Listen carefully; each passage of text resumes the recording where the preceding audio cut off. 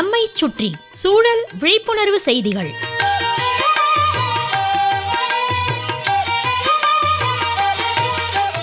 அன்புள்ள சக்திவேல் ஐயா அவர்களுக்கு உங்கள் மாணிக்கம் எழுதும் மடல்.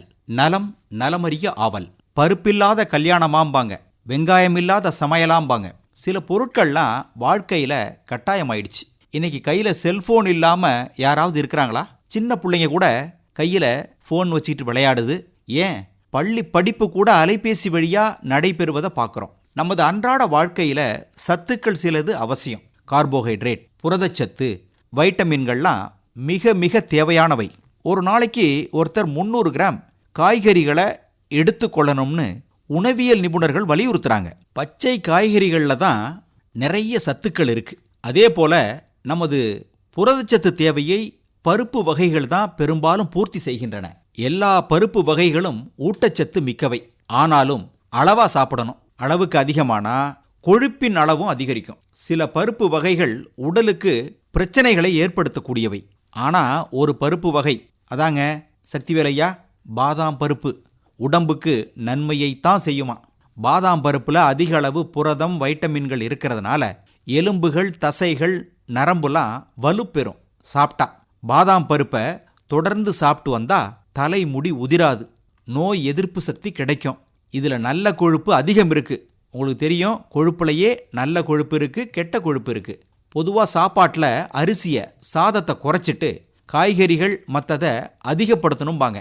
அதுலேயும் பாதாம் பருப்பை நிறைய சாப்பிட்டா நோய் எதிர்ப்பு சக்தி, எடை கட்டுப்பாடு கிடைக்கும். கூடவே முடிந்தளவு உடற்பயிற்சி செய்தால் கச்சிதமான உடல் அமைப்பை பெறலாம். இதயத்துக்கும் நல்லது. ஏன்னா இதயத்தை பாதுகாக்கும் வைட்டமின் இ பாதாம் பருப்புல அதிகம் இருக்காம். வாரம் 5 நாட்களாவது பாதாம் பருப்பு சாப்பிட சொல்றாங்க. இரத்த அழுத்தத்தையும் கட்டுப்பாடுடன் வைத்து கொள்ளலாம். பாதாம் பருப்போட வால்நட்ஸ் என எல்லா பருப்பு வகைகளையும் சேர்த்து சாப்பிடும்போது மூளை புத்துணர்ச்சி பெறும். மூளை ஆரோக்கியத்துக்கு பெரிதும் பயன்படும். வால்நட்ஸ் மூளை செயல்பாட்டுக்கு மிகவும் நல்லதுங்கிறாங்க. இதுல இருக்கும் ஒமேகா 3 கொழுப்பு அமிலங்கள் மூளை செயல்பாட்டுக்கு பெரிதும் உதவுது. ஆக பாதாம் பருப்பு, வால்நட் போன்ற பருப்பு வகைகளை நமது உணவுல சேர்த்து கொள்ள முயற்சிப்போம். கொஞ்சம் காசு அதிகம்தான்.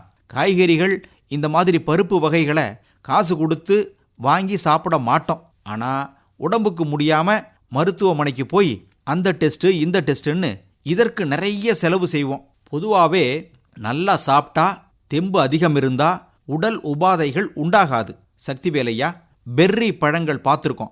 இந்த பழத்துக்கு கலரை கொடுக்கும் ஆன்டி ஆக்சிடென்டான ஆந்தோசைனின்கள் நம்ம உடம்பில் இருக்கும் தமனிகளை சேதத்திலிருந்து பாதுகாக்கவும், தமனிகள் கடினமாகாமல் இருக்கவும் உதவுது.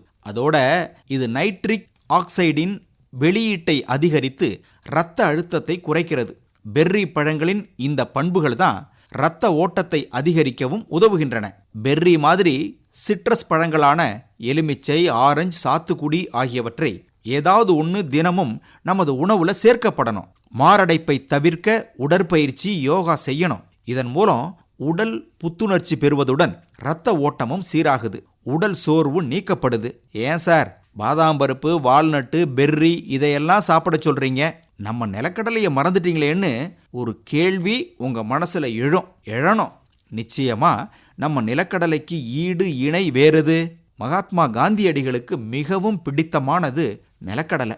உடல் நலம் பெற கண்டிப்பா சாப்பிடணும் நிலக்கடலை பருப்பை.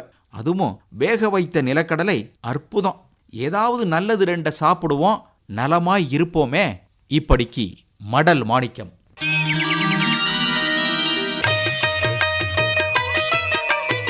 நம்மை சுற்றி சூழல் விழிப்புணர்வு செய்திகள் கேட்டீர்கள்.